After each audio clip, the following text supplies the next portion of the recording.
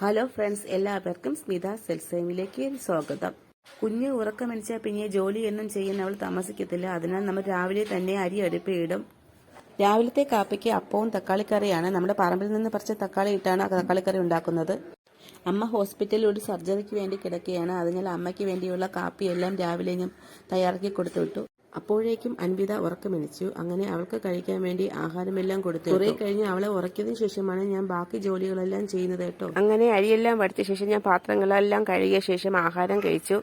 അത് കഴിഞ്ഞ് മുറ്റം അടിച്ചു. മുറ്റത്ത് മുഴുവൻ അണ്ണാനെല്ലാം മാങ്ങയെല്ലാം കൊത്തിയിട്ടേക്കുകയാണ്. അതുകൊണ്ട് തൂക്കാൻ വലിയ പാടാണ്. ഇന്ന് ചൂര മീനാണ് കിട്ടിയിരിക്കുന്നത്. മീനെല്ലാം കഴുകി വൃത്തിയാക്കി അടുപ്പിൽ വെച്ചു. അപ്പോഴാണ് കുറച്ച് ചക്ക കിട്ടിയത്. അങ്ങനെ ചക്കക്കൂട്ടാൻ വെക്കാൻ വേണ്ടി ഞാൻ അരിയുകയാണ്. അപ്പോഴാണ് അൻവിത വീണ്ടും ഉറക്കമെണിച്ചത്. അങ്ങനെ അവളെ ഞാൻ എൻ്റെ അടുത്ത് നിർത്തിക്കൊണ്ട് തന്നെ ചക്ക കൂട്ടാൻ വയ്ക്കുകയാണ്. ഇതാണ് നമ്മുടെ കോഴിക്കുഞ്ഞുങ്ങൾ. കോഴിക്കുഞ്ഞുങ്ങളെ എല്ലാം തുറന്നു വിട്ട ശേഷം അവർക്ക് ആഹാരമെല്ലാം കൊടുത്ത് അതിനുശേഷം കൂടെല്ലാം വൃത്തിയാക്കി കേട്ടോ. ഇനി വൈകുന്നേരം മാത്രമേ അവയെ തിരിച്ച് കൂട്ടിലേക്ക് കയറ്റത്തുള്ളൂ. അതുവരെ അവർ മുറ്റത്തെല്ലാം കിടന്ന് കളിക്കും. ജോലികളെല്ലാം തീർത്ത ശേഷം ഇന്ന് അൻവിതയ്ക്ക് 9ാം മാസത്തിന്റെ ഇഞ്ചക്ഷൻ എടുക്കാൻ പോകേണ്ട ദിവസമായിരുന്നു. അങ്ങനെ നമ്മൾ ഇഞ്ചക്ഷൻ എടുക്കാൻ പോയി. മെഡിക്കൽ കോളേജ് SIT ഹോസ്പിറ്റലിലാണ് നമ്മൾ ഇഞ്ചക്ഷൻ എടുക്കാൻ വേണ്ടി പോകുന്നത്.